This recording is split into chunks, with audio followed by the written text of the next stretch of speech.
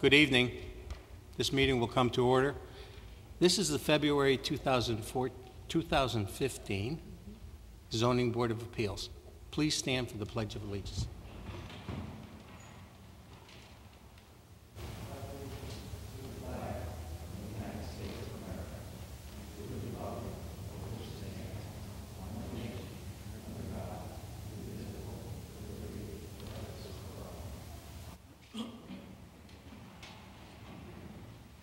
Roll call, please.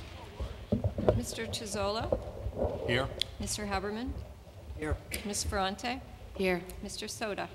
Here. Mr. Vestino? Here. Ms. Eggleston? Here. Mr. Dubois? Here. Mr. Thomas? Here. Also present is Stephen Harris, our zoning officer, and Meg Green, our recording secretary. If you feel there might be a member on this commission that would be a conflict of interest to your application, please let us know. Other than that, we'll start, please. Item number 1, 8 Bittersweet Avenue, R5, Danielle Berkery, Esquire, attorney for Jason Timko, owner, section 9-2-1, appealed the decision of the ZEO regarding section 8.3, construction of dividing wall in garage without permits.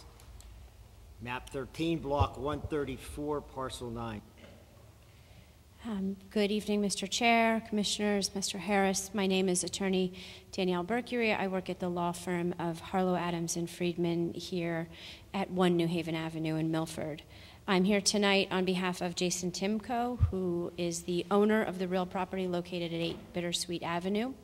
And we are here tonight appealing Mr. Harris's enforcement order of December 8th, 2014, regarding a wall in a garage which is partially located on my client's property and partially located on the adjacent parcel of 12 Bittersweet Avenue. What I have handed out to Ms. Green ahead of time is a pretty short packet with an affidavit from my client regarding the work that was done on the wall. Attached to that is a letter to my office from an attorney for the next door neighbors back from the spring, which sort of gives a little bit of a flavor of the dispute regarding the wall. And finally, there is a deed back from 1937, which in the final paragraph of the deed sort of documents the creation of this garage. Just as a little bit of background for you folks, as I said, the garage that currently exists on the property is used, half of it is used by the residents of 8 Bittersweet Avenue, and the other half had been used by the residents of 12 Bittersweet Avenue. Due to the age of the garage, we were not able to find any building records for it, but in all likelihood, the garage was constructed back in the 1930s. As a result of the agreement between the then owners of 12 Bittersweet Avenue and the purchasers of my client's property. In that packet, as I said, is the 1937 deed, and if you look after the legal description, there's a language that says that as part of the consideration of the transfer of the premises, which is 8 Bittersweet, the old garage is to be removed. A new garage is to be built, half of it on the land of Randall, half of it on the land described above, so half of it on 12, half of it on 8, and the garage will become the property of the adjacent owners of the land. So that garage in its current state has been there for a very long time. When my client purchased the property, the garage was there. I say in the current state, it's sustained quite a bit of damage from some of the hurricanes. So certainly the portion that's located on 12 Bittersweet has sustained quite a bit of damage. It's not currently used. And unfortunately, but albeit not unexpectedly, there is now a dispute between the property owners based on the garage. The owners of 12 Bittersweet want to completely demolish the garage. I think they have been in the process of trying to sell their property for some time. It's currently unoccupied, and it has been for a while, and it has been heavily damaged from the storms. They have no interest in rebuilding the garage. They just want to completely demolish it. So back in the spring of last year, and this is the attachment to the affidavit I gave to you folks, their attorney at the time sent a letter to my office stating that they were going to demolish the garage. And it was their understanding at the time that the garage was just encroaching on my client's property.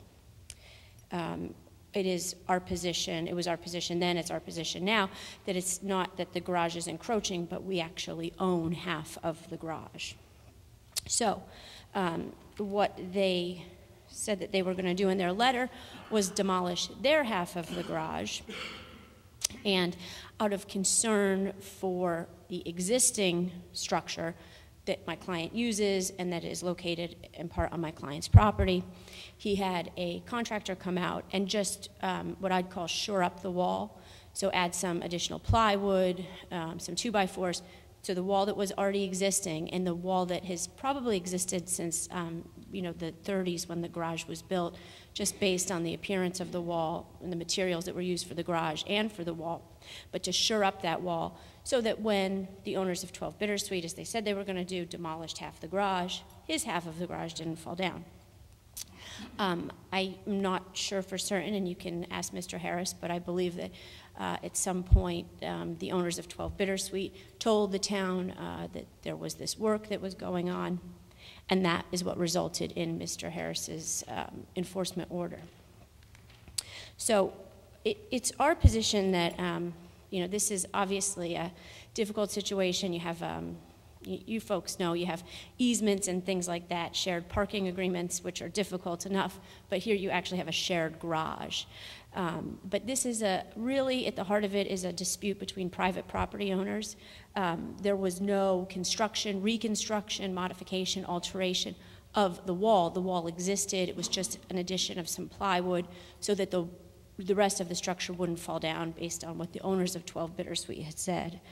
But it is our position that that work did not require a zoning permit, and that Mr. Harris's enforcement order, was really is sort of involving the board in a private property dispute between the property owners as to whose garage is it, who gets half, and what's going to happen with the garage. So it is it's with that we respectfully ask that this court, that this board overturn Mr. Harris's order. And I'm happy to answer any questions. I've also submitted an affidavit for my client just reciting the facts as I've stated them to you, that he didn't build the wall, construct the wall, move the wall, do anything other than shore it up based on that letter. This is a shared garage. Are there two owners or just one owner? One owner and... The garage is partially located on 8 Bittersweet, partially located on 12. As you can see from the deed, I think the original intent was that 8 owns half of it, 12 owns the other half. Unfortunately, and my client hasn't done a survey, but I have seen a survey done from 12 Bittersweet, the garage is not half and half. It's not, my client's entire half is not located on his property. So that is sort of what, where the tug has been. But it's one structure straddling the property line with a wall down the middle, one owner uses one bay, the other owner uses the other bay. Would this been a matter of if a permit would have been pulled to do this work, then we wouldn't have this appeal? I think that's probably the case, and Mr. Harris and I talked about that. It's not a big deal to pull a permit. Part of the problem is because it's unclear as to whose property it is, whether or not my client can just sort of easily walk in and pull a permit for it. And again, I don't think it's something that required a permit because it wasn't as if the wall was built or rebuilt, anything of that nature. But again, because of the tenuous nature of the ownership of the garage, and really, what might ultimately have to be decided by a court. That's why, even talking with Steve, we said, well, we're not going to come in and pull a permit now. Any questions? Any other questions? I would add before you folks, if you have any questions, we are trying to resolve the dispute between the owners. I mean, as I said, it's not an ideal situation for anybody involved, and we're hopeful that we can do that. But we do feel that this is a private property dispute, a real property dispute, which involves, deeds and ownership, and is it an easement, is it ownership, and not something that really needs to be before you. Okay, is there anyone else speaking on this appeal? Please come forward.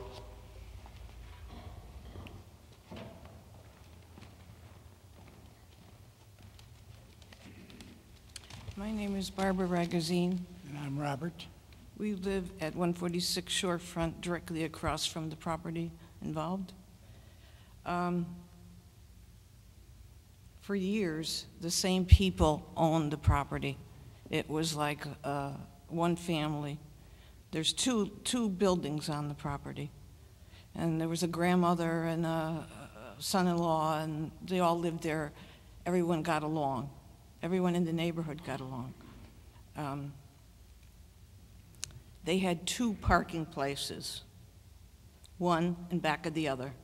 Everybody got along. If you needed to move a car, there was no problem. Since Mr. Temko bought the property, he rents it to tenants. They have numerous cars currently parked on abutting properties and into the street.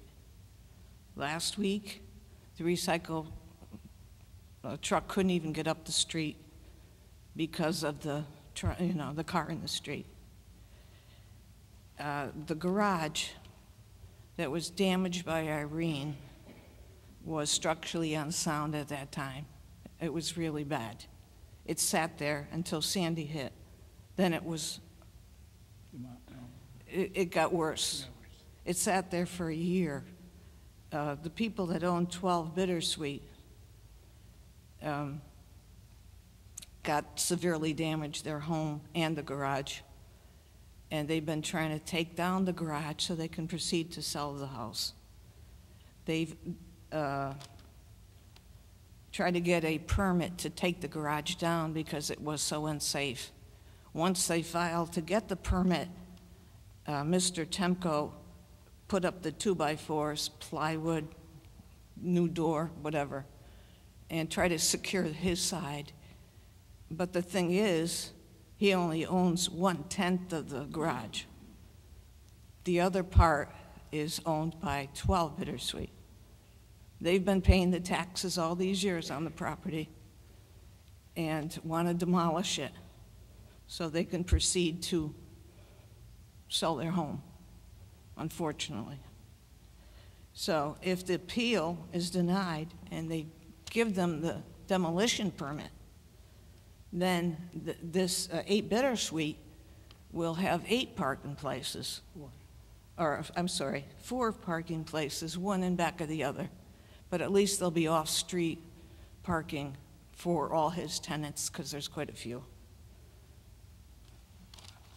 And I'm Robert Ragazine, and I live at 146. I'm here to speak against granting the appeal of the Now, zoning.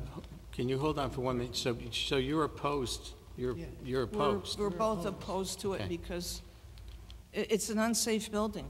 Is it? Okay. You might as well And continue. he didn't get any permits. He couldn't pull a permit because he didn't own it.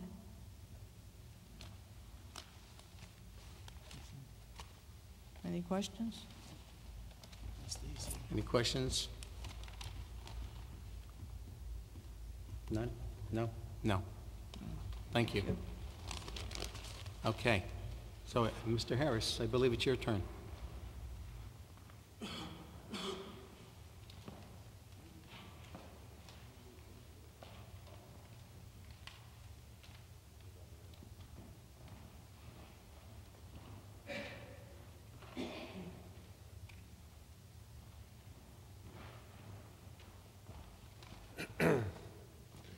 Good evening, Stephen Harris, Milford Zoning Enforcement Officer.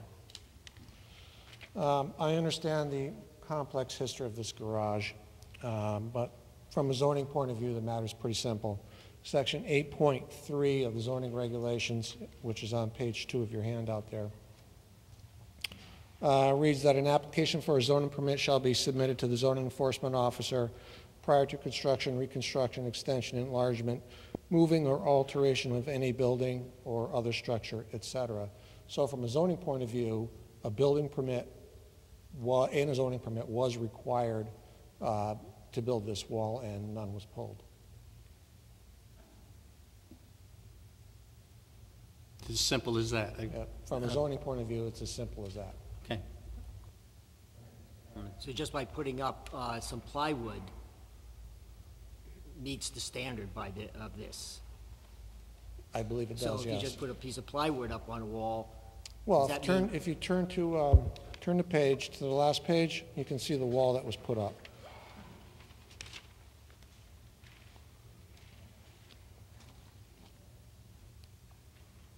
so substantial? Yeah, I think so.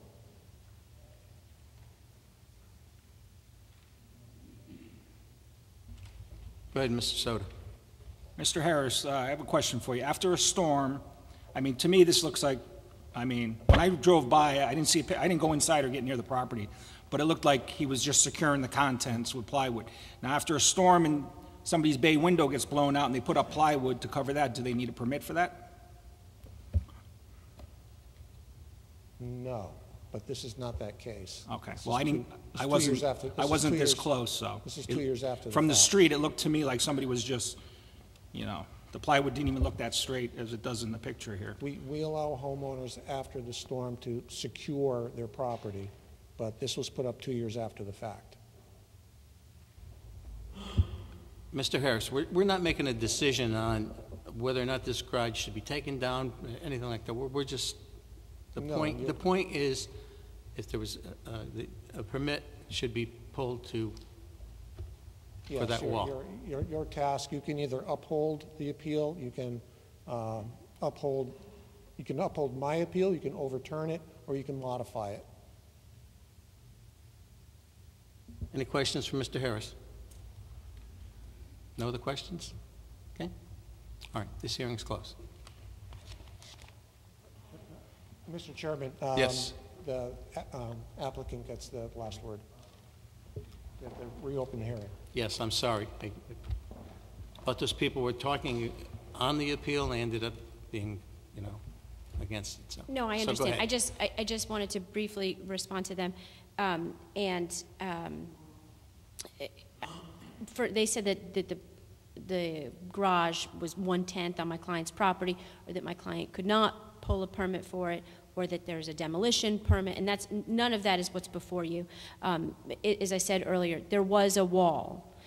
What the plywood was put over that wall, and the 2x4s were added, and that was not the result of the storm, but that was a result of the letter that was sent stating from the owners of 12 Bittersweet that they were going to, in fact, demolish that other half of the garage. So it was to shore up the existing wall. This was not a new wall that was built. It was plywood that was added over it. And I would also add, and I'm happy to give you folks the tax records, that for whatever reason, the garage is taxed as being on my client's property, not on 12 Bittersweet. That being said, my inclination at this time, just based on what Mr. Harris said, would be to carry this matter over, to give us some time to talk to Mr. Harris about securing a zoning permit for this work that was done. And then if we're not able to come to a resolution with Mr. Harris, then we'll come back before you folks at the next meeting, and we can further discuss the wall, and perhaps have the contractor that did the work, because I understand what it looks like from this picture is that this is a new wall.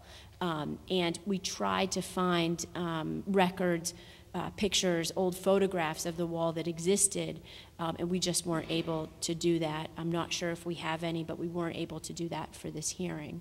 And I would also just note, and I understand that the folks in the neighborhood don't like the situation, and that it's not really sightly for anybody involved, and we do want to resolve, the matter with the property owners, but I don't think they said anything that would negate the fact that there was a wall. I mean, this has been a shared garage probably since 1937 or 1938 with a wall. And although the storm didn't take it down, it's obviously a matter that's disputed at this point. So with your permission, I would just ask to carry this matter over. Okay, any questions? Go ahead, Mr. Soto. Did you say your client, it's on how's the tax department looking at this? Is it, what does it say for 12 and what does it say for 8? Do they both list a garage? No, it's only listed on 8. It's only listed on 8. It's only listed on my Because that's what the client's. building department would look at when you go down to get a permit. Who's listed, I said that in speaking with Steve about the work that had been done, it's our position that it wasn't a new wall, it wasn't new construction, it wasn't an it wasn't something that required a permit. And so it's our position that that's why we didn't go and get it. I said it does complicate things, the fact that it's somewhat disputed as to, who owns what, but that doesn't mean, we're not opposed to going into getting a permit. And as you said, it's very likely that we can get a permit for the work that was done. I mean, we're not trying to avoid responsibility or evade responsibility here. We're just sort of in an unfortunate situation with the neighbors right now. But we will bring that, and thank you.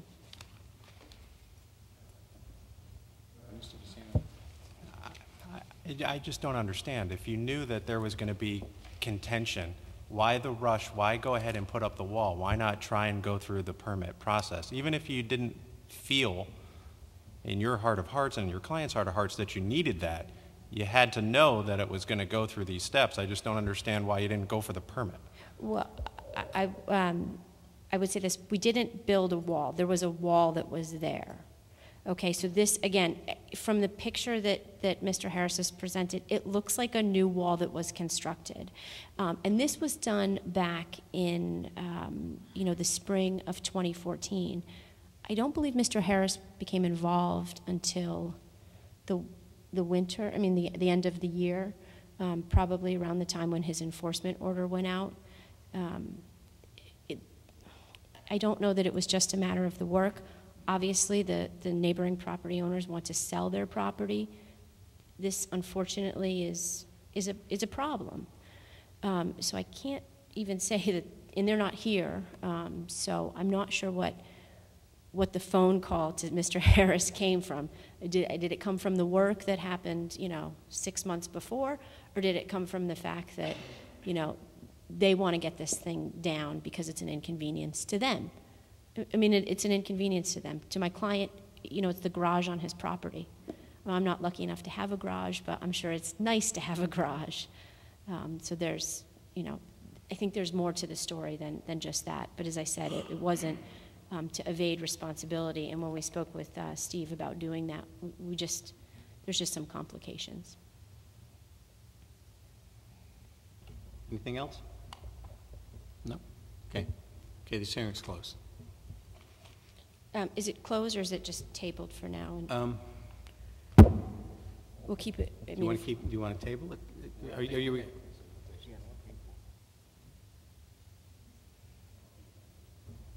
You can ask for it to be tabled or postponed if you want. Well, that's what I'd like to do. If you want to continue on with it? Because I think that might be a possibility for us to get some more information for the wall, to go over it with Stephen. And so if we find some pictures or something else, then we can come back to you. If we decide to get a permit or if we come to a resolution with the neighbors, we can, get rid of it altogether. But I'd prefer to keep it open and then just table to the Okay. to the next. Okay. Yeah, go ahead, Mr. Soda. Is the old sheathing still on from his side? Can you still see the old wall that he went over with the plywood, or did you take the sheathing off? Because if that's tongue and groove sheathing and it shows the age, you can. Can you see it? Yeah, there might be some that's visible. We'll take a look at that. Okay, anything else? Okay, we have a request to table, so this will be tabled. Thank you very much. Thank you.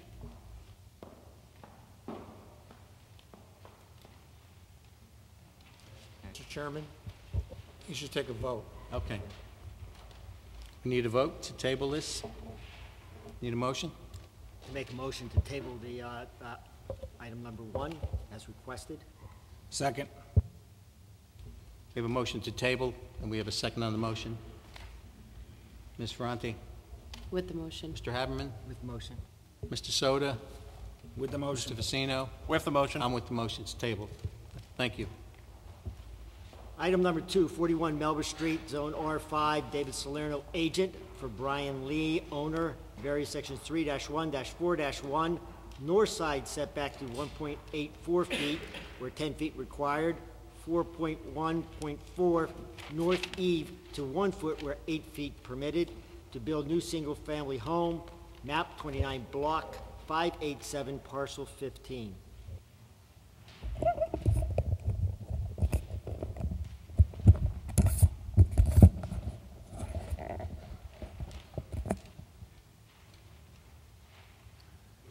Good evening, Mr. Chairman, members of the board. For the record, my name is Thomas Lynch. I'm an attorney with the law firm Lynch, Trimbicki, and Boynton.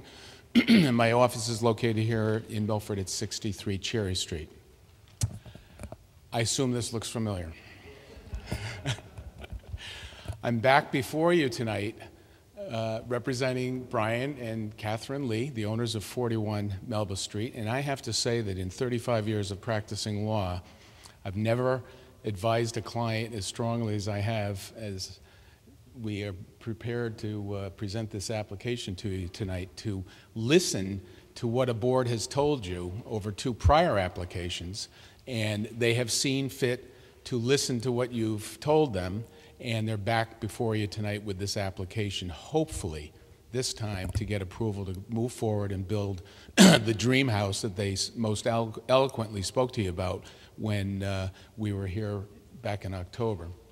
So just to refresh your memory, we all know the property. It's approximately 4,000 square feet. It's a very narrow lot. It's 30 feet in width.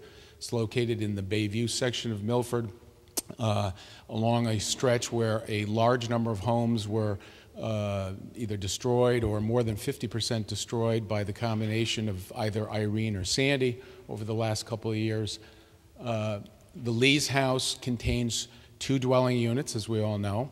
The smaller of the dwelling units is the approximate 469 square foot cottage that's on the water side. The other dwelling unit is just over 1,000 square feet, located close to Melba Street on the street side.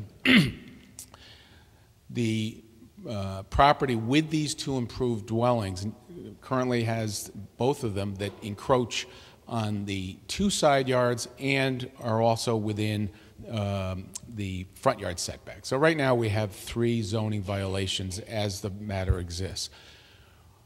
What my clients are going to do, hopefully, is go in there with a bulldozer and tear it all down and do what they didn't really want to do in the prior applications, but they are going to go forward now with building a single-family house. As you can imagine from our last 2 presentations, you could read the tea leaves. They wanted to maintain the cottage on the street for rental income and to be able to have their house on the water side. I thought we made some very good arguments to allow that to stay. We made arguments relative to expanding non-conforming structures, i.e. the shoreside property, and I disagreed with Stephen's position relative to the street side property. And when I say that with a smile, because he and I always like to joust on things, but we all come out at the end trying to, do the right thing. And I think that's what the Lees are doing here tonight with you. So what the application will entail is you go to the second sheet of our plans. It's tearing down everything that's there. It's a narrow lot. They want to build a 2,400 square foot house. They want to center the lot. And Joe, you were touching on this the last time, that the proposed second house was going to improve the layout because it was going to be centered on the lot. Well, this is along the same vein, except obviously it's just going to be one structure. We're going to have a front yard that meets the setback standards. We're going to have a rear yard that meets the setback standards. We're going to have the west side setback. And the one request that we're before you tonight is to maintain and actually pull the side yard setback on the on the northerly side of the property, maintain the existing setback that is there now with the shorefront property, and extend it along the property line, and again, create a situation where the way that it's centered, the setback on this side meets the standards with 5 feet. The adjoining property owner on this side is close to the property line. So we've created basically the best scenario in terms of a side yard on this side. On the other side, the residence, if you use the scale, it's approximately 15 feet off of the property line, so that there is spacing on this side between the 1.8 that we provide and then the setback existing with their structure. The proposed elevations that we've brought with us tonight show a 2-level, actually a 3-level single-family residence. The 3rd level will be used for attic space and utilities. The first level down below, of course, is the garage, and then the 2 living levels above that. Right now, they're working out floor plans. It'll either be 3 or 4 bedrooms, but the total square footage of the house will be approximately 2,400 square feet, which is in line with the other reconstructed houses along that stretch of Melba Street over the last couple of years. I don't want to belabor the point, but I think that, again, they've endeavored to reduce the density. That was the big issue at the last hearing, the density variance. They've eliminated that. They've eliminated 2 other encroachments in terms of putting together the plans for this house. It's a reasonably sized house for the neighborhood. It blends with the rest of the other structures in the neighborhood. And I'd ask that you grant this application. The 1.8 that you mentioned, Yes. Was that from the existing house to the rear of the property? Because you said that would The be existing house to the side yard. That was right. 1.8, and that was there. That's right. So to follow along with that, even building a Actually, I think it was 1.5, 1.5, so that 1.32, right. So it's 6 inches further off the line, but the point I'm stressing is that with the other structure of the adjoining property owner being set back some 12, 15 feet from the property line, it does create, a buffer area between the 2 residences. Any questions for Mr. Lynch? No? Okay. Anyone else speaking in favor of this application? Is there anyone here opposed to this application? Okay, none? This hearing's closed.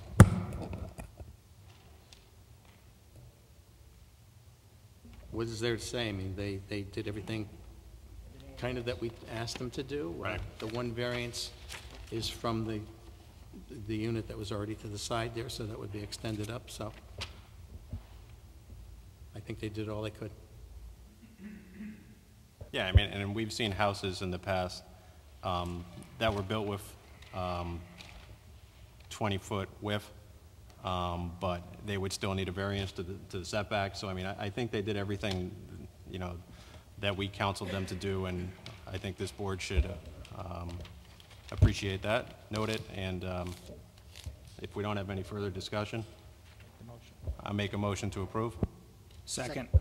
Okay, reason for the approval is they've reduced nonconformities within the lot, and they've taken the advice of the board in prior hearings, and I would like to base the approval on the survey presented before us today. We have a motion to approve, and we have a second on the motion. Mr. Soto? With the motion. Mr. Vicino? With the motion. Mr. Haberman? With the motion. Ms. Ferranti? With the motion. I'm with the motion. It's approved.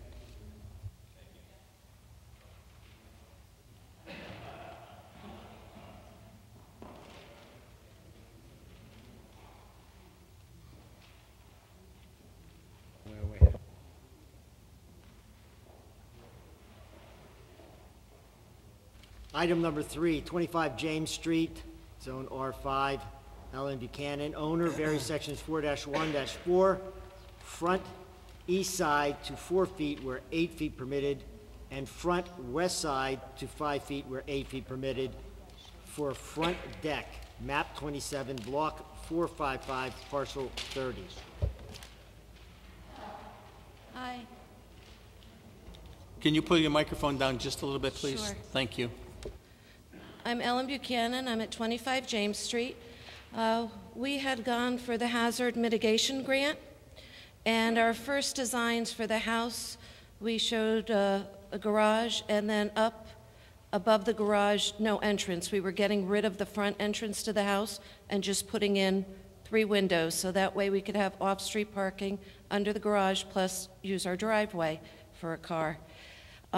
Getting the mitigation grant, we were told that we must keep our front door and 2 windows because our house is 50 years old, and the state historical office is making us keep it. So we need to then have access for the stairsway, which is our new design, and the deck going across. We have it going all the way across, so that way we can get into the garage without a pole being in the middle of the garage or a little bit off to one side. And that is basically why we are going. This is the historical district said? Yeah, it was How does this come?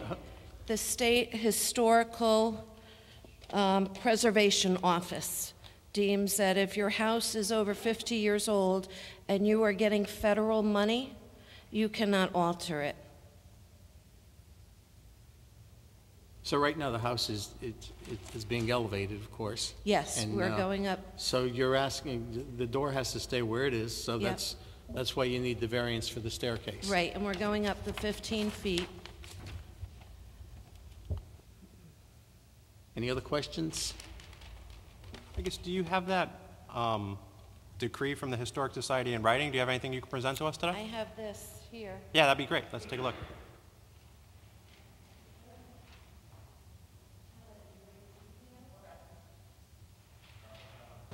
What do you want to say about it? Go for it. Oh, it doesn't say it in great detail. It is this one right here. You want me to read it?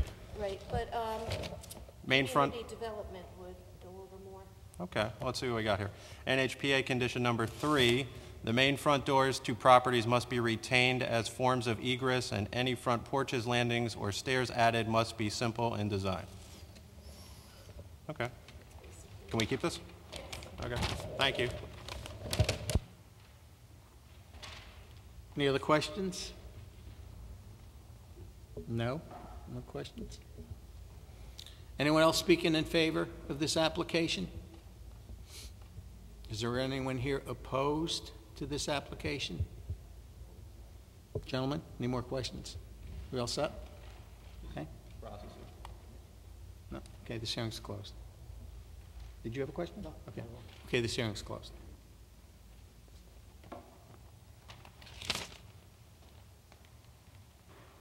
Go ahead, Mr. Haberman, you look like you have something to say. It's a small variance to the front.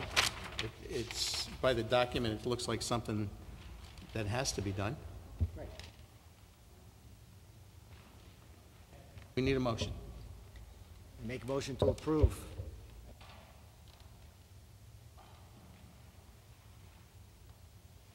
Second the motion. Reason for approval is that the State Historic Association requires that they retain the front entrance, and therefore they need the variance to have the staircase. We have a motion to approve, and we have a second on the motion. Ms. Ferrante? With the motion. Mr. Haberman? With that motion. Mr. Soda? With the motion. Mr. Vecino? With the motion. I'm with the motion, it passes. Mr. Haberman is going to recuse himself from item number 4, 33 Chetwood. Mr. Thomas, would you take Mr. Haberman's place, please? Sure.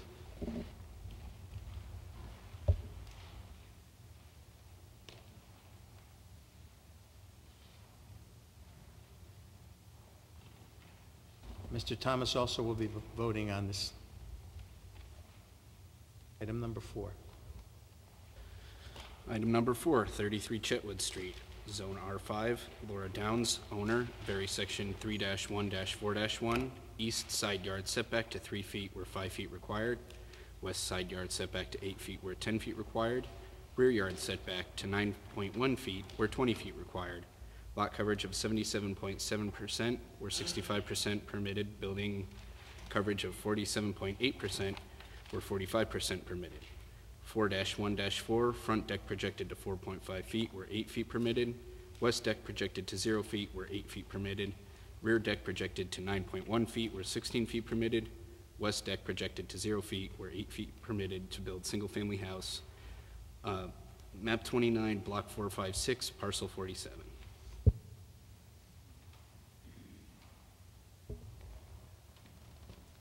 Good evening, Mr. Chairman, members of the board. I'm Laura Downs. I live at 33 Chetwood Street, Milford, Connecticut. We are seeking these variances for several hardships. One, this is a small, legal, non-conforming lot with a pre-existing structure, and the pre-existing structure placement is not in the center of the lot. We'd like the variances for the following reasons. We want to elevate the house to the current standards. We're hoping this can become our retirement home. We'd like to center the house on the lot, which moves the structure further off the west side of the property line. We will be providing off-street parking for 2 cars under the house. Right now, the parking is on the street. And it would provide for outdoor living space on a raised deck that is above the marsh high tide levels. We are surrounded by the marsh, and when there are high tides, the marsh does raise, and the water does often cover our property. We don't think that one of the things we think is a good thing about this, we are not encroaching on any neighbors. We have a city-owned lot on one side. Everything around us is marsh on a dead-end street, so we don't have neighbors really on either side that's affecting this. Because that it is a wetlands and because we're surrounded by the marsh, we've already gotten the certificate of permission from the DEP to elevate and raise the home to comply with FEMA standards. We are looking to build a modular home to replace the house that is there. And I think we've submitted the survey with the existing and the plot plan, so you can see all of what we're looking to do. I don't think we're looking to build a home that's out of character with the rest of the neighborhood. It's a relatively modest size home. And as I'm sure you're well aware, down in that area, there's been lots of rebuilding and raising going on. Any questions? Well, you have a lot of variances that you're requesting, and one of them is the lot coverage, 77.7%. Mm-hmm. And the other one, let's see, building coverage, 47.8. I'm sorry, 77.7 where 65 is permitted. Right. 47.8 where 45 is permitted. So I think some of the lot coverage, if I had that right, and I'm still learning all of this, by adding the deck is what I think has created more of the coverage on the lot. The house, I believe the structure itself would have been within the coverage allowed. Was when we added the deck. questions for this lady? Go ahead, Mr. Soto. I have a question on the survey. It looks like the house, the surveyor printed 22 by 46, and then it was crossed off, and 24 for the width was put in. Yes. Now, does that change these measurements? Because they haven't been changed, so it looks like they're the original from the surveyor. Which way have you moved it? We've made it wide. We've gone to the 24. But where are you adding that 2 feet? That's a big amount. Yeah, and that was primarily so we could have the under the house two-car garage. I understand that, but are you adding it to the left side, the right side? I mean, this survey doesn't reflect that. Somebody crossed it out and with pen, and the measurements are still the original printed by the surveyor. They haven't been altered. So the one I have shows the 24. Can I walk this up to you? Well, mine's been crossed off and 24 has been written. 22's been crossed off and 24 has been written. Mr. Chairman? Yes, Mr. Harris. My copy reads 22 by 46, which is crossed off to be corrected as 24 by 44. Right. So the house is 2 feet wider but 2 feet shorter. So it's a wash. He said it's a wash. But does it change the side yard measurements for the variances, or the variance reflecting the No, wider because house? they're still called out as 8 feet, 3 feet. Correct. If you look on the corners of the houses, Right, that's what I was getting at. Are the setbacks still correct? yeah. Yes. Any other questions? There's quite a few variances here. I mean, you want to look through them. You don't have to grant all of them, and it's like, or you can grant all of them, but there's quite a few.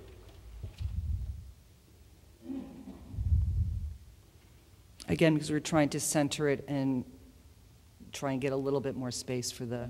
That is the one good thing that you're doing. The house that was there, it is, you are moving it over, so it's sitting on the lot. And we know that the house is at the end of the street, and there's nothing to the, I guess if you're in the front of the house, to the left side of it. Right, So left or the right. there's not very much on the other side. Okay, gentlemen, any other questions? And It ma'am, does- I'm sorry. That's all right. Miss? It does seem to be a lot of variances, though, and I mean, we have seen a lot of proposals for example, as Mr. Vicino said earlier, 20-foot wide houses, and those did include garages underneath, and that would eliminate both side yard setbacks. Any thoughts on that? I'm sorry, I'm not quite sure I understood The your width of question. the house to 20 feet instead of the current 24? I think if we moved it to 20, there would not be parking underneath with an inside stairway. And again, we were trying to provide that parking, and with no one on, the other side is also an empty lot, which is partly why we're hoping we could go to this width, because there isn't a neighbor on either side. Mr. Soda? Well, you could go to a 20 or 22-foot wide house and still get your stairs, just push them to the back of the garage. I mean, I think 22 is certainly doable. The way we've looked at. There's a lot of lot coverage on this, Yeah. you're covering up a lot of stuff. It's a teeny lot to begin with, and yes, you're right. I mean,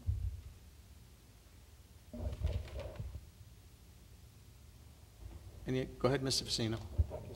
Yeah, I mean, I guess my concern is there are a lot of variances being requested, and it certainly sounds like with some of the requests that we're making, you're potentially amendable to those.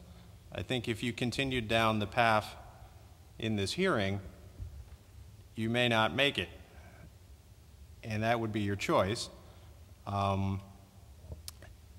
Would you consider scaling down the house if we gave you an opportunity to look at that? Because this board's charge is to give people what they had. And just when I look at the lot coverage in the building area, going from 26.3% to 47.8% for the building, and the lot coverage from 46 to 77, I would have a hard time approving that with my past history and being fair to all the other citizens in Milford. So it sounds like you would I'm absolutely. welcome the opportunity to Absolutely. take another look at your plan and sharpen it out. Very much so. Thank you. Anyone else speaking in favor of this application?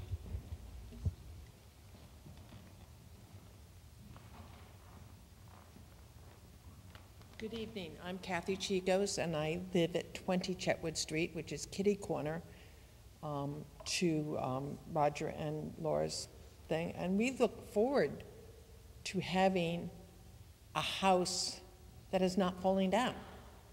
I mean, Chetwood is undergoing so much, I'm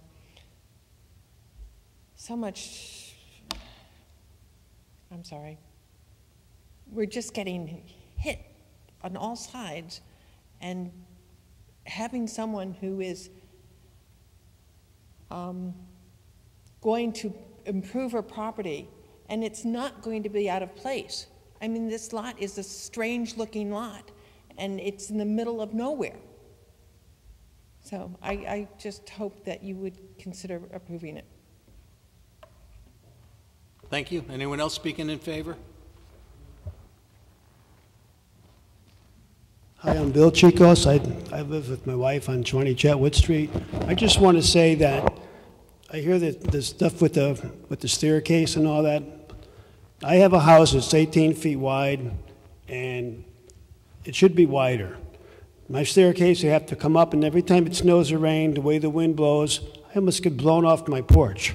So I can see their issues where they want to try to go inside underneath their basement, because if I had the options to do my house all over again, I'd be up there asking for the same thing, and I think you should grant it to her. Thank you. Thank you. Anyone else speaking in favor of this application? Is there anyone here opposed to this application? None? Okay. This hearing's closed. Your thoughts, gentlemen?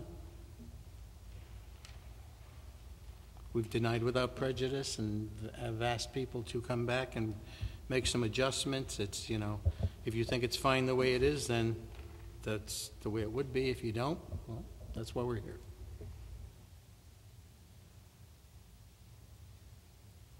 I think we should deny without prejudice and let it come back and have them take an opportunity to look at it, personally. Any other comments? I feel the same way. I think the lot coverage is just too much. The deck right to the property line and, you know. Okay, we need a motion then. Right, Make a motion. Oh. I'm sorry. And I just want to say, I mean, I think that the board as a whole is certainly aware and thankful for people that want to better their properties, but we have to do it being fair to all citizens and all individuals, and that's why there's the zoning laws. Thanks. I think that's a very good comment, Mr. Vicino. Thank you.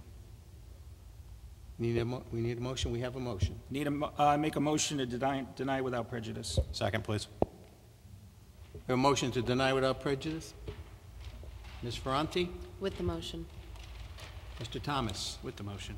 Mr. Soda? With the motion. Mr. Vicino? With the motion. I'm with the motion. It's denied without prejudice.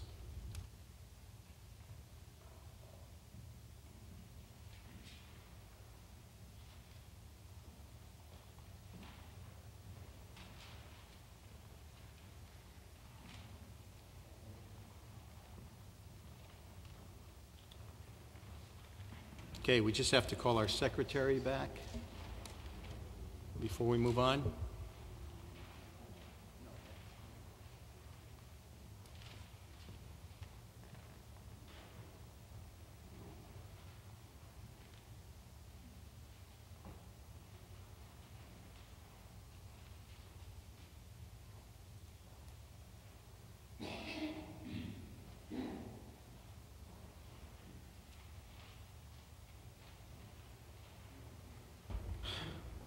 Okay, we'll proceed. Mr. Haberman is back.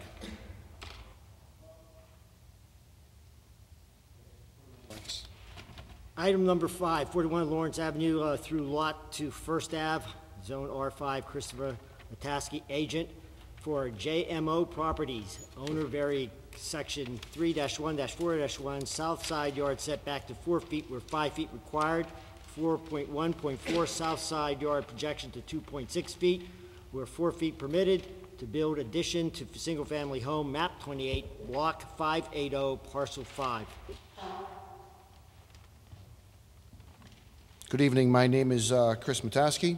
I represent JMO Properties. My wife, Janine Mataski, for property at 41 Lawrence Avenue. I reside currently in Seymour. I have a business here in Milford, and I have for some time over on Big Drive.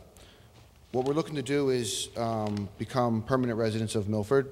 My boys attend Notre Dame in West Haven, working in Milford.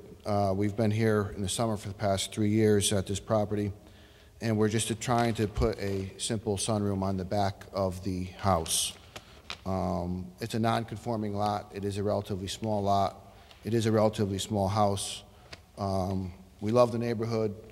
My boys grew up there. The grandparents live on Field Court.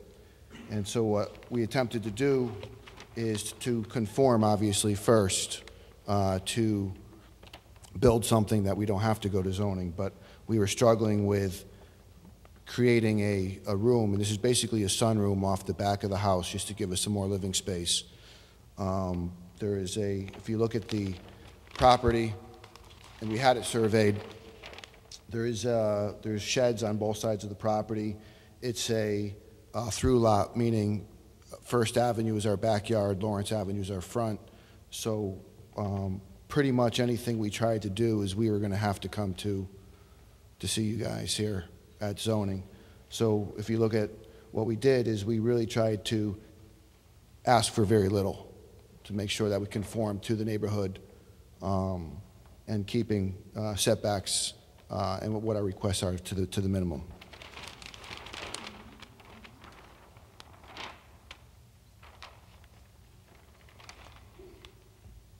Questions for this gentleman? I do, sir. Okay, Mr. Vicino. I'm just making sure I'm interpreting the drawing correctly, because I heard you say a couple times that you're asking for very little. But how big are the dimensions of the sunroom? The sunroom, basically, it's not as wide as the house, so it's 17 feet wide. Right. And it is 17 feet to the back, off the back of the, I'm sorry, which corner that is. 17 feet, yeah, 17 feet off the back corner. Okay.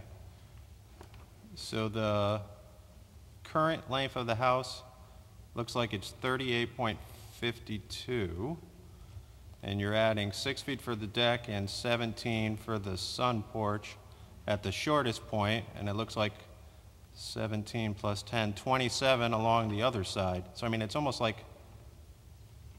another half of the structure. So basically, where you see where it says Bilco doors. Yes, sir. We were going to remove the Bilco doors. It has a basement. The house has been partially lifted, and that was going to be access where the structure says 1 story. That's a bathroom. So I don't have a throughway to get to if I put an addition on without renovating bathrooms and the laundry room and stuff like that. So what we were going to do is, where that Bilco door is, that's actually a dining room window, and that's why we put that little alcove, what you'll call it, it's a hallway to get to the sunroom. I don't know if you have a picture. Yeah, we probably do. I have a larger picture here I could show you. Yeah, would you mind bringing it up? Yeah. Thanks. Just too lazy to unfold it, so if you don't mind bringing it up.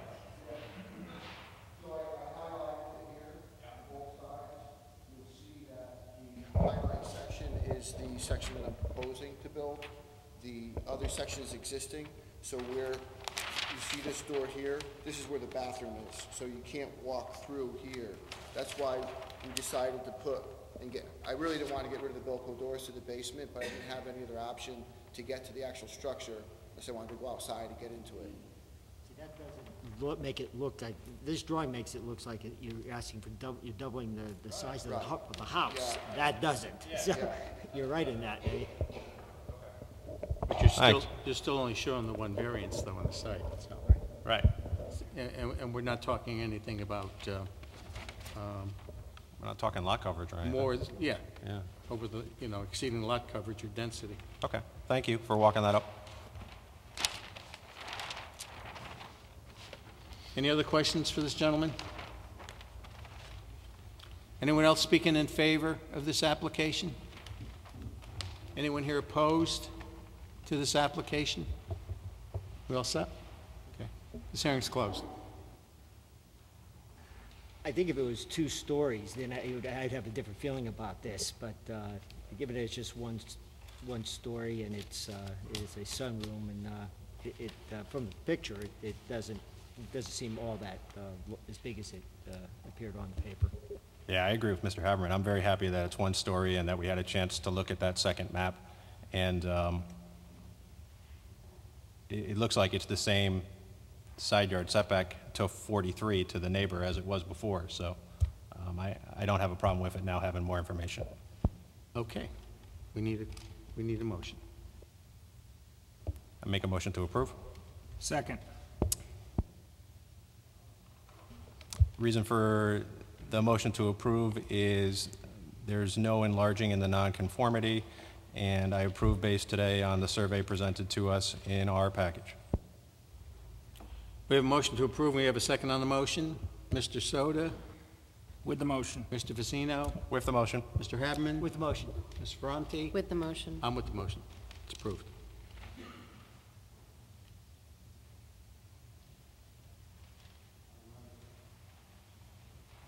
Item number 6, 53 Warfield Street, L1, Kevin J. Cassina, attorney for GNN Realty LLC, owner, various sections 3-10-2-3 to 22,949 plus square feet, where 1 acre required for vehicle repair and service, map 23, block 344, parcel 10. Did you have a placard up in the front of that? When I went by, there was no placard. Did you? Okay, thank you. Yes, sir. Go ahead. My name is Dave Young. I'm introducing myself to the board. Representing All Ford Service and Repair. I've been employed in Milford in various capacities for the last 12 years. And I'm here to ask the board to grant a variance for 53 Warfield Street. My lawyer couldn't be here today, Kevin Crusaden. He had to be out of town, so I'm here representing myself, hopefully, in a good capacity. And the lot is too small, so the variance is a lot size. I do have a letter from Joe Griffith early on, in this process, and when I went to have the K7 form signed, I guess the property never had a hearing or anything like that, so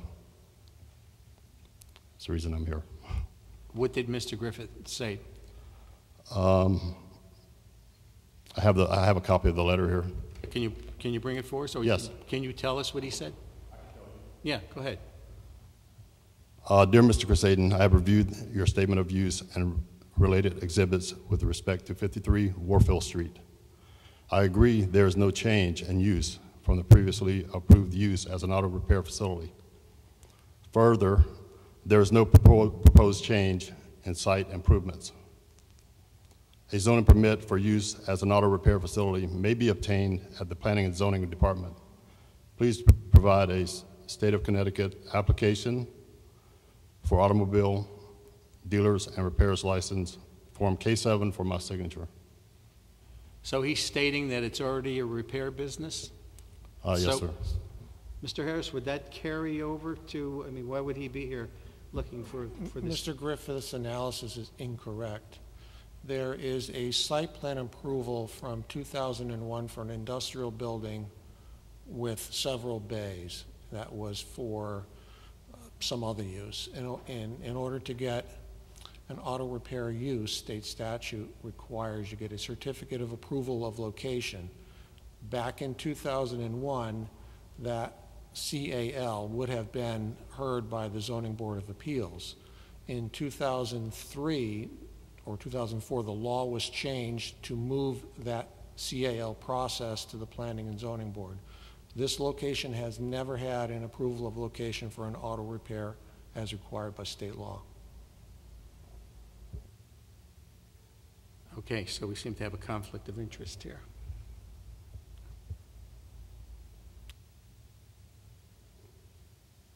Questions? What's there now? Service building, there's lifts inside. One office is rented out to Mr. Bartley here. He does taxes in it. And Go by there. There's a tax on the corner there. The other bay, that's just vacant. Yes, sir. Okay. We're looking at the square footage here too. It's half of what it should be, so. It's an auto repair business, if it in fact is an auto repair business. Can you bring that letter that you have to us? Yes, sir, I can.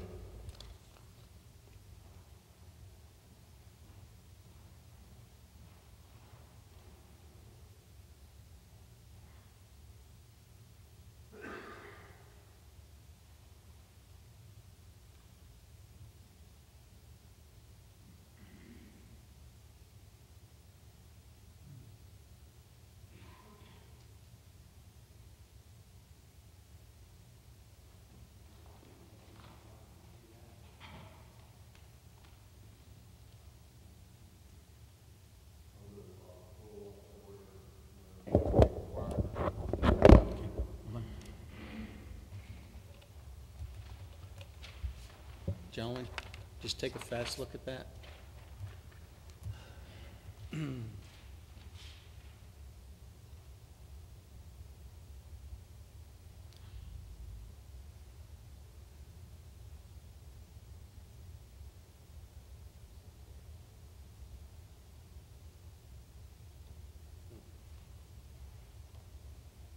Okay, so you can go back. We're going to hold on to the letter.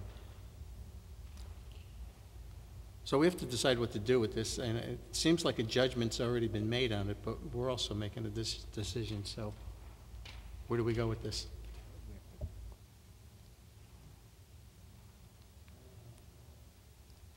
Go ahead, Mr. Soda. So you've never operated out of this location. You're looking to lease it or something? I'm already leasing it. I actually made a motion to purchase it. What's that? I'm in the process of Purchasing it, okay. Yes, sir. But you haven't operated out of it yet? No, sir. But somebody else previously did and put lifts in? Ed Chico's originally built the building, and that's pretty much all I know. It's owned by GNN Realty currently. Because I remember going by years ago and I seen a lot of vehicles out in the yard. I thought it was a repair facility then. Yes, sir. Mr. Chairman, I should add that this application is a two-stage process. This applicant needs to secure the variance. If he gets the variance, then he needs a special permit from the Planning and Zoning Board and a certificate of approval of location, also by the Planning and Zoning Board.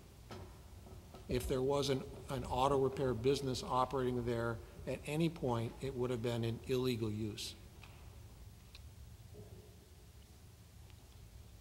Okay, any other questions for this gentleman?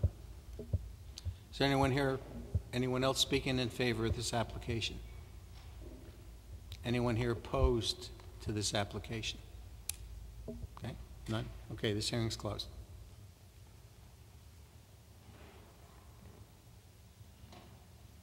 If we approve the variance, the Planning and Zoning is going to make pretty much a decision on this. We'll move forward. Well, this is not unlike the one that came to us recently, so, I mean, it can be used for other things that's limited in industrial, and, you know, I don't see the hardship, because this can be used, but, you know, I also feel bad that the gentleman is buying the property.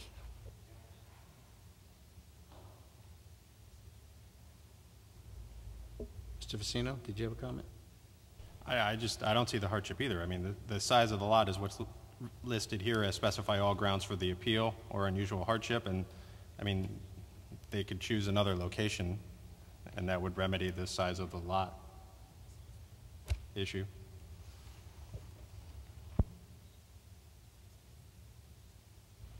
Any other discussion? Otherwise, we need a motion. Ms. Ferranti, you look like you have something to say. No, I just agree with what's been said. Okay, we need a motion. We're all set. No, I had closed the hearing, so we're going to make a decision on it now.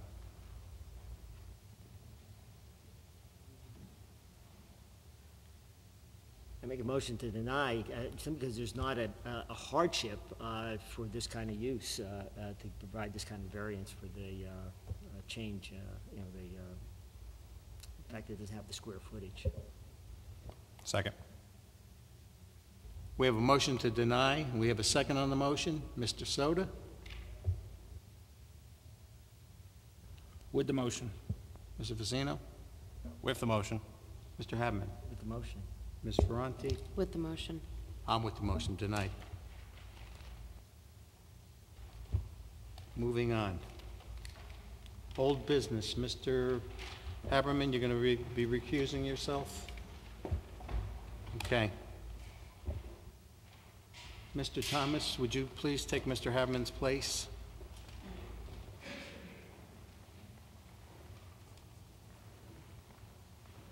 Mr. Chairman. Mr. Chairman? Okay. Yeah. Yes. I believe that Gary Dubois also has to be seated because Mr. Vicino was not present for the hearing. You can stay, Mr. Vicino, but I would like to stay, you Chairman. can stay. So now what we're looking at Won't vote. is when we had the discussions and we had the whole hearing on Tanglewood, Mr. Dubois, you're going to take Mr. Vecino's place right now. Well, you were on the hearing. Mr. Dubois, Ms. Ferrante, Mr. Thomas, myself, and Mr. Soda will be deciding and voting on the old business. Item number 1, Mr. Thomas. 0 Tanglewood Circle, across from 150 Tanglewood Circle, RA, cluster to R18, Thomas Lynch, Esquire, attorney for April Culver, owner, vary section 3-1-4-1 to 20 feet, where 40 feet required to build a single-family home. Map 122, block 904, parcel 5N. Okay, if you can think back on this, when we had talked about it, I mean, your comments, your thoughts. Mr. Soda? Well, I think one of the best things we did was postpone it, because then it gave you time to sleep on it. And originally, I didn't have a problem with it. And then hearing all the neighbors, what do we have, 30, 40 neighbors against it? But I mean, everybody's got their right to develop their land, but I think the plan's got some improvement that could be done. I mean, they're going from a 40-foot variance down to a 20. I think if they met in the middle someplace, I wouldn't have a problem with this. You know, the house, the footprint of the house is 35 by 70. That's a big house. I mean, 35 foot deep, you got wetlands there, you got the conditions of the lot you got to look at. I mean, if they cut that house down to maybe 28-foot foundation with some cantilevers, so they're not infringing on the wetlands so much, I think there's definitely room for improvement on this. Any other comments, any thoughts? Ms. Ferrante? I agree completely with Mr. Soda.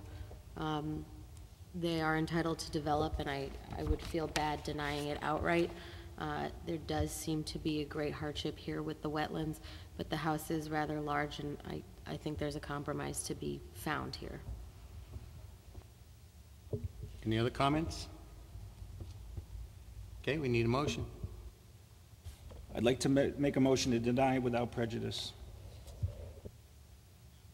Second. We have a motion to deny without prejudice. Mr. Soda? With the motion. Mr. Dubois? With the motion. Ms. Ferrante? With the motion. Mr. Thomas? With the motion. I'm against the motion. It passes.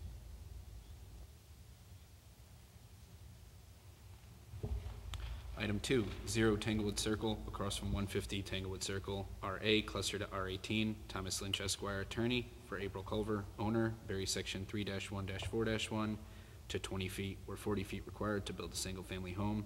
Map 122, block 904, parcel 5P. Item number 2, under old business. We need a motion.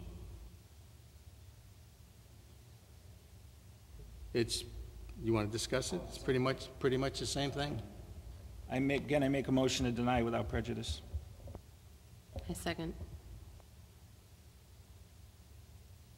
The motion to deny without prejudice. Item number 2, 0 Tanglewood. Mr. Dubois? With the motion. Mr. Ferrante? With the motion. Mr. Thomas? With the motion. Mr. Soda? With the motion. I'm against the motion. It passes.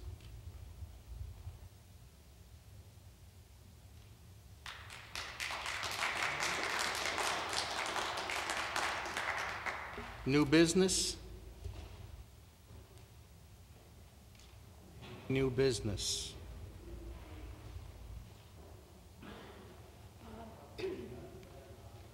Staff update? Excuse me, if I may. It does not come under new business, but it has to deal with the motion that was just made and approved. Again, I know what are you speaking on right now? I'm sorry. My name is Diana Nitko. Yes. I live at 236 Tanglewood Circle. Okay, well... I would like this to go on the record, please. Go ahead. I was not here in December to speak in front of the board. Well, it's been, you know... I realize it's that, been denied. but It's been denied, so there's really nothing else to say. I realize it's been denied, but I have additional information that I would like to supply. We can't, I can't take any additional you know, it's been up there, it's been heard. If you had missed the other hearing, I mean, it's gone in your favor, so, I mean, there's really nothing else to put in the record. Thank you. Okay, we'll get you next time around. It's just that I can't accept any more, you know, the hearing was closed. We can't reopen it and add more to it, so. Well, then I will probably contact each one of you individually because it's a very important matter and it deals with this and it deals with improprieties on behalf of this property that I think everyone on the board should be made aware of. Well, you might not have to, okay, the hearing was closed, so thank you. Thank you. Fine. I'm not trying to put you off, but thank you. Okay, let's go here. Now, let's see. We had new business. Staff update, we said there was none. Acceptance of the minutes from January. None? I read them, Mr. Chairman. You read it? They look And fine to me. what do you think? Okay. Motion to approve? Applications for next month? How are we doing? One? One today from Raphael.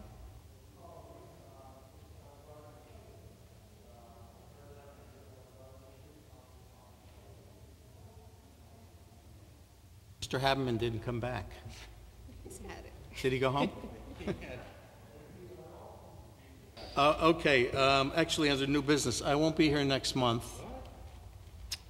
Mr. Haberman tells me that he will be here, so he'll be the chairman. And Mr. Vicino, will you be the secretary next month? It would be my honor, sir. Thank you. Okay. Motion to... I'd like to make a motion to adjourn. Adjourn, okay. This meeting is adjourned.